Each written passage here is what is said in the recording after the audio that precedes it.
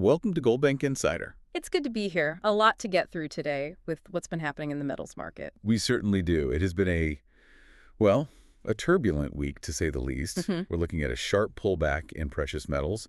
And for our listeners, specifically the UK investors who are tracking this sector, the movement we saw on Tuesday is really the headline. It is. But before we get into the winners and losers, I just want to set the stage. This wasn't a quiet drift lower, was it? Not at all. No, this was a decisive move, a very broad correction. Okay. If we actually look at the numbers, gold dropped approximately 3%. Now, 3% might not sound like much in some markets, but for gold in a single session, That gets your attention. it absolutely changes the chart. But silver took an even harder hit. It fell nearly 6%. 6% in one day.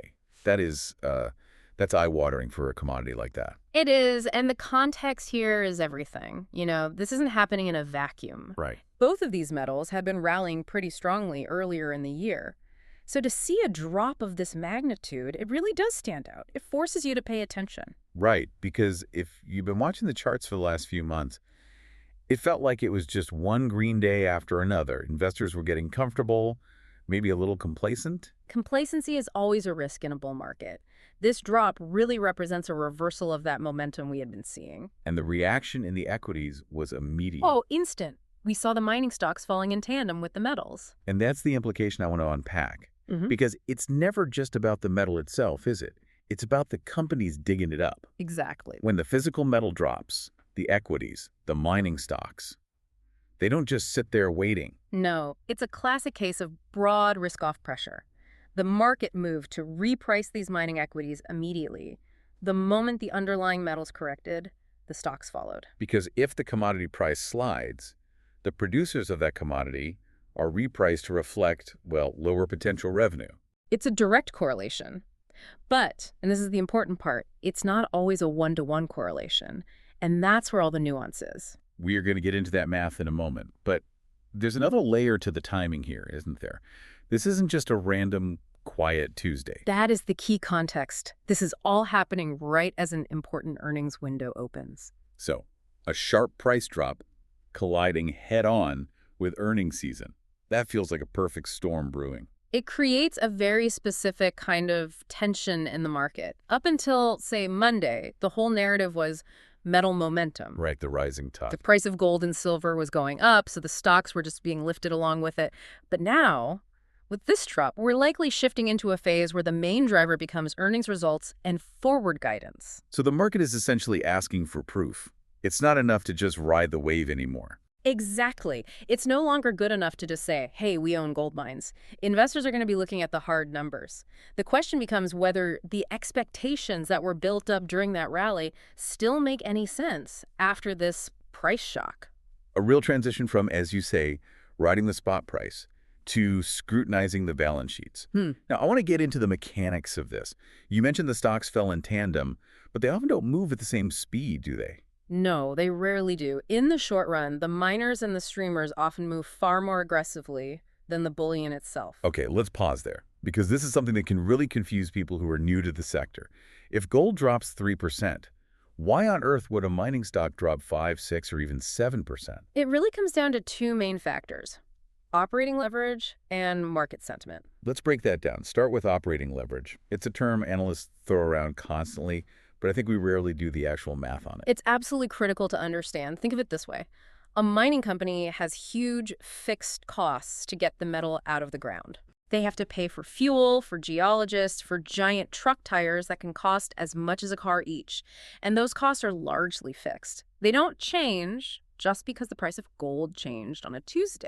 The truck driver still gets paid the same whether gold is $2,000 or $1,900. Precisely. So let's do some quick napkin math. Let's say it costs a company $1,500 to produce 1 ounce of gold.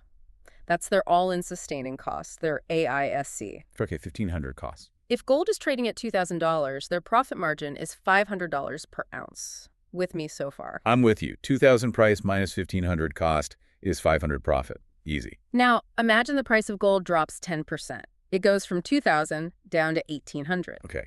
A 10% drop in the commodity. But look what happens to the profit margin. The revenue is now $1,800. The cost is still $1,500.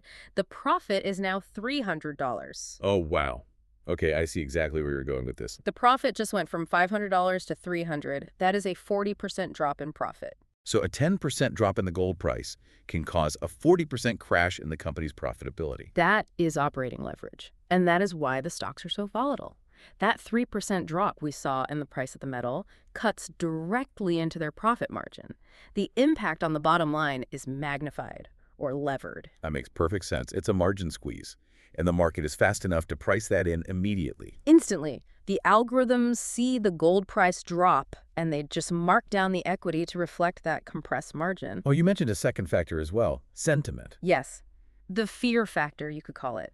When gold and silver take a sharp, sudden hit like this, investor sentiment can sour incredibly quickly. Right. It just leads to selling pressure that can outpace the physical metals decline. It's that uncertainty that creeps in. Investors are suddenly pausing to ask if their whole thesis still holds up. Exactly. They're asking if their expectations are still valid. They start wondering, is this just a healthy correction or is the bull run actually over? And when in doubt, many investors, well, they sell first and ask questions later. Especially in a historically volatile sector like mining. Precisely. Now, I want to pivot to our UK listeners for a second. We're usually talking about gold prices in US dollars. But if you're sitting in London looking at your portfolio in sterling, does this look different? It absolutely can, and this is a crucial distinction for the UK investor. Gold is priced globally in US dollars. So if gold falls, but at the same time, the US dollar strengthens against the pound.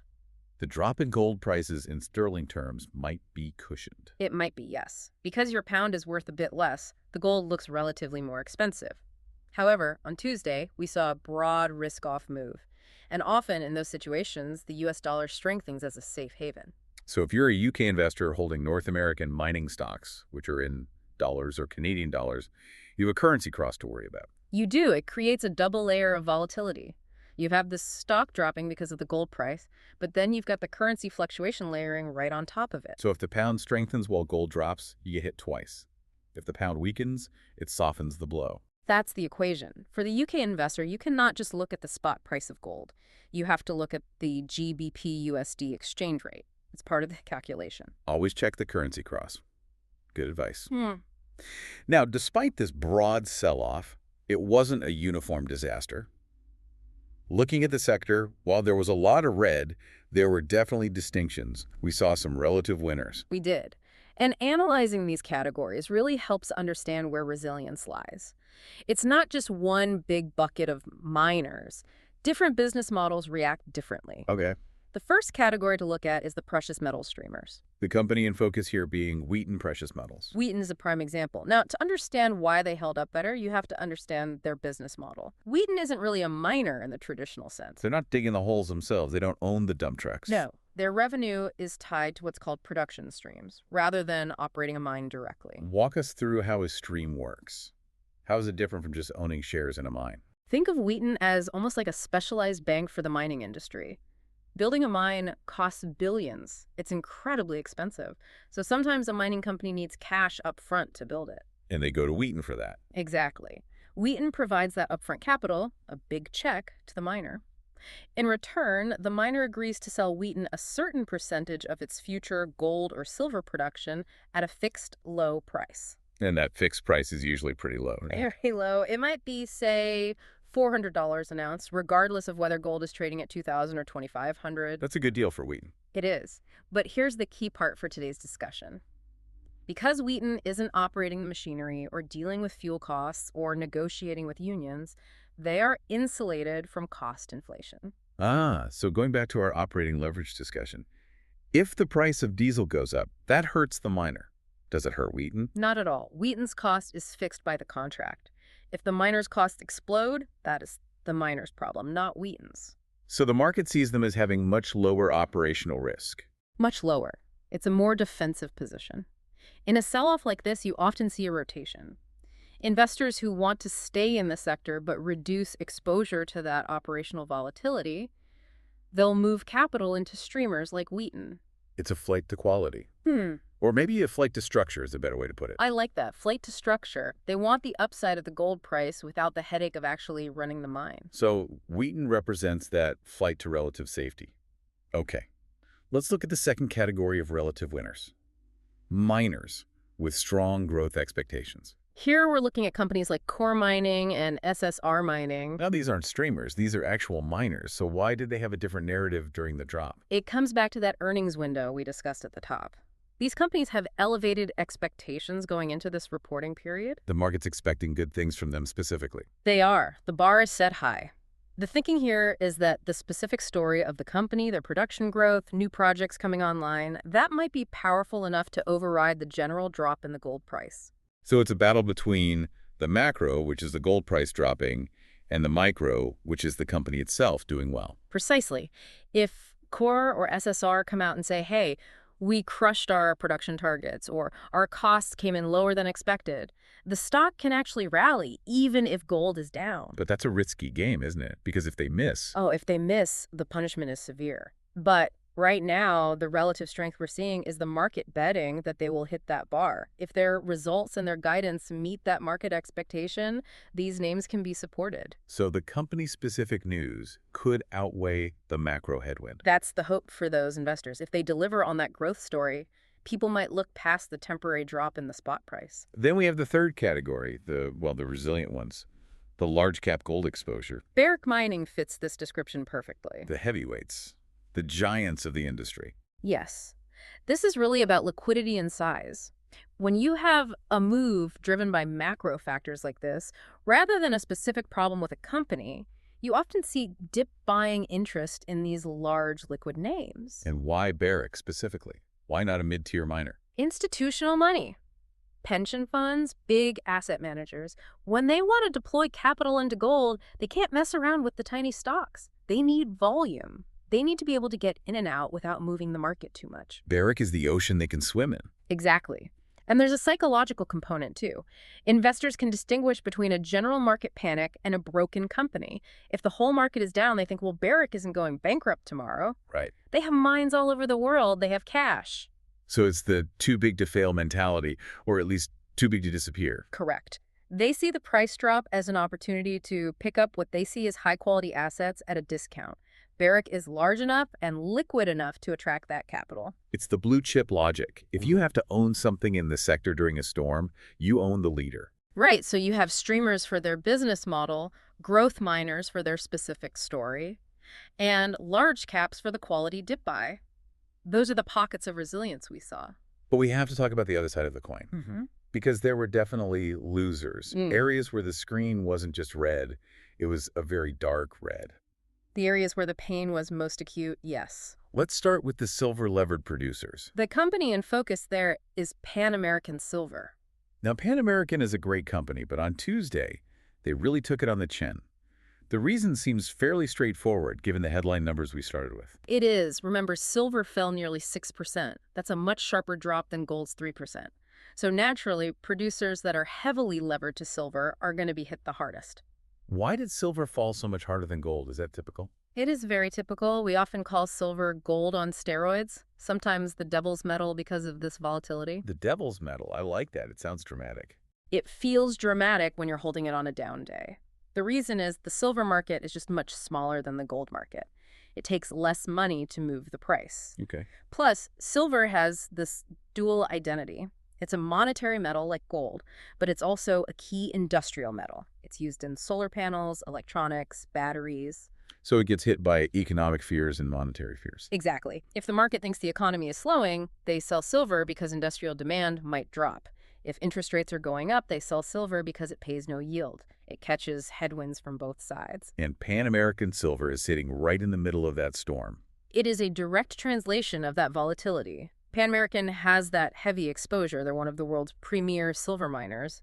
But when the specific metal you specialize in takes a 6% dive, the mechanics of that correlation just drag the stock down aggressively. It's that operating leverage we talked about, but applied to a much more volatile metal. Yes, the sensitivity is just higher. If your margins are based on silver and silver collapses, your stock is going to get crushed. It's simple, but it's brutal math. Then we have the broad gold miners, the ones that didn't have the safety of a streamer model or the size of a Barrick. Here we could look at a name like Kinross Gold. What made them so vulnerable? It's about sensitivity and beta. Kinross is known in the market for having a higher beta to the gold price. Okay, beta, another one of those finance terms. For our listeners who might not have an MBA, how do we explain beta in plain English? Think of beta as a measure of spiciness or volatility relative to its benchmark. If an asset has a beta of 1, it moves exactly in line with its market. Market up 1%, asset up 1%. Okay. If an asset has a beta of 2, it's twice as volatile. If the market goes up 1%, the asset goes up 2%. But, and here's the catch, if the market goes down 1%, the asset goes down 2%. So high beta means high adrenaline. Exactly. Kinross has historically had a higher beta to gold. So if gold moves down, a high beta miner like Kinross tends to move down more. It reflects that immediate pressure when gold retreats. It acts as an amplifier for the gold price movement. That's a great way to put it. Investors use stocks like Kinross when they want to make a real bet on a gold rally. They want maximum upside. But the flip side of that coin is maximum downside when the metal corrects. So looking at the board, Pan American got hit because silver itself is so volatile. Kinross got hit because it's structured to be high beta to gold. Correct, on both counts. So we've seen the mechanics, the relative winners, the losers. For the UK investor listening to this, maybe looking at their brokerage account, what's the bottom line? The key takeaway is pretty clear. Metals volatility is feeding straight into mining stock pricing right now. That buffer of momentum is gone, at least for the moment. It feels like the easy money has been made, and now we're into the hard work of actual stock picking. I would agree with that. The rising tide was lifting all boats earlier this year. Now the tide is going out, and we're going to see who was really prepared. And we're looking ahead to the next catalyst. The market never sleeps. We are. All eyes are on earnings. Can the earnings results, and just as important, the guidance these companies provide, stabilize sentiment? Right. We've had this fast pullback. Now the market needs a reason to steady itself. It's a question of whether the fundamentals of these companies can support the prices now that the momentum from the metal has stalled. That is the critical watch point. If the earnings are good, if costs are controlled, if guidance is confident, then this drop might just be seen as a buying opportunity in hindsight. But if the earnings disappoint, Then we could easily see another leg down. it leaves us with a final thought to consider. Is the market overcorrecting based on these spot price moves? Are the algorithms just too aggressive? Or will the upcoming earnings actually validate these lower equity prices? That's the question every investor needs to be asking themselves right now. Are you buying the dip, or are you catching a falling knife? A turbulent week, but clarity often comes from the numbers. We'll be watching those earnings closely. Thanks for listening to Goldbank Insider.